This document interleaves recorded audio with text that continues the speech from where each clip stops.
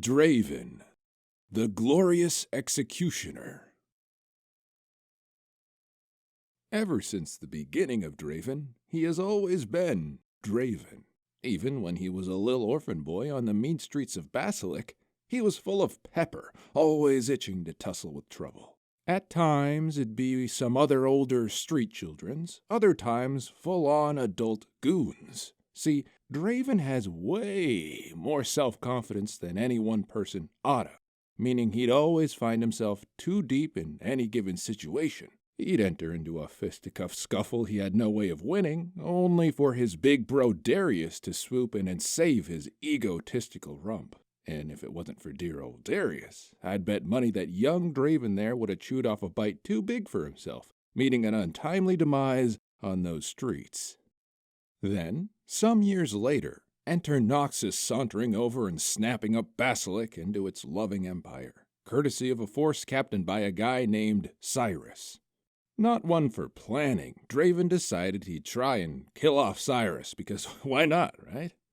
Didn't work, but it did put Draven and Darius on Cyrus's most noticed list.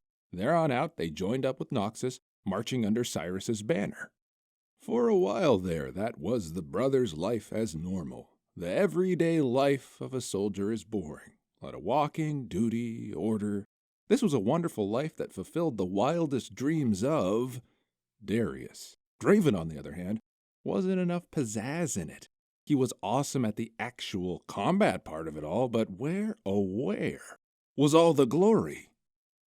Steadfast Darius, duty this, duty that, unsurprisingly found himself in a leadership position. His very own army to slaughter innocents with. Oh goody. Draven tagged along, as he always did. Brothership tends to do that, but there wasn't any more glory to be found there either. Poor Draven needed the unwashed masses to notice how distinctly amazing he was. And that just wasn't cutting it, Jack. This next part is up for speculation, the part as to how he struck out on his own. He ended up parting ways with his big bro Darius. Now, whether that's because Draven wanted out on his own or because Darius couldn't put up with Mr. I'm so great anymore, I don't know. Fact remains, though, Draven had gained the reputation at being good at fightin's. He eventually landed at the Reckoning Pits after cycling through a couple different postings during the Ionian occupation. Draven was now taking part in an age-old Noxian tradition, doing reckoner or gladiator stuff, like awarding criminals their comeuppance or playing middleman for butthurt nobility. Now this is where I belong, Draven thought. Let's woo these unwashed masses, baby. Everything he wanted was on the line, namely, unquenchable adoring fans, everlasting fame, and a big pile of money. He was all set, glory-bound, but in any direction you pick, the Noxian Empire was at war. And for the rabble that attended these gladiatorial bouts, the bloodshed for entertainment just wasn't as fun when everyone had Noxus added to the tops of their naughty lists. Draven withered away. Sadly, the crowd simply stopped caring about recreational slaughter. And so Draven spent his time gambling and drinking what little he had away. Hung out in some of the sketchiest of places with the sketchiest of peoples, too. That seemed all that was to be of Draven's pathetic life, until an ex-general by the name of Jericho Swain tugged on his ear and lovingly whispered sweet nothings of grandeur into his ear holes. Exactly what Draven wanted, needed to hear. Crafty Swain had a plan that needed Draven to climb out of that crater of self-pity he was basting in. Only by aiming Draven in the right direction could Swain swing into motion the coup that took out Grand General Borum Darkwill, the GGBD himself, or at least that was what Swain told Draven. It's just as likely he needed Draven on his side so Darius would sign up on a 2-for-1 ticket. After the great deposition/cooing of Big GGBD, people began cheering, some of it even directed at Draven.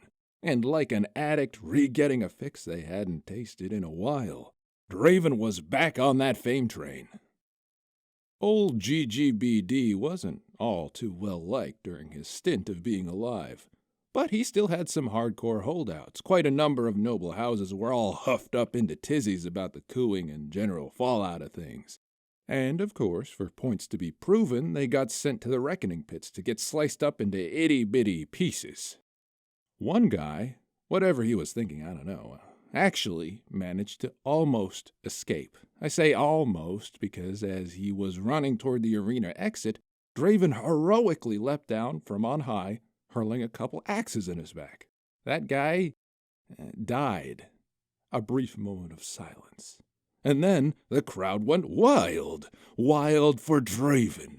I mean, wouldn't you also cheer for a defenseless man being executed in one-sided combat? Noxians, am I right? That's how the title of the Glorious Executioner landed squarely in Draven's approval-seeking lap. When he was in play, it wasn't just ruthless bloodshed, it was ruthless bloodshed with style. His fame began rolling in. Notice was being taken. A promoter sidled up to Draven, proposal in hand. People still weren't coming en masse to these Reckoner fights.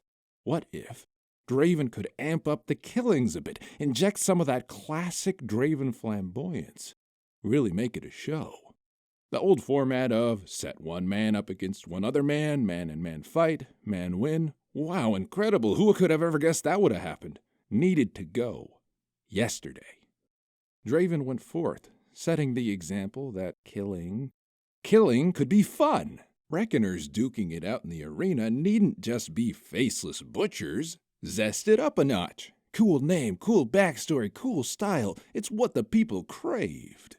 Get some drama flowing. Beef it out with someone. Make an enemy. Make a friend. Give us a story. It was the rise of the Reckoners, and Draven sat on top of it all, soaking in all that life-giving applause.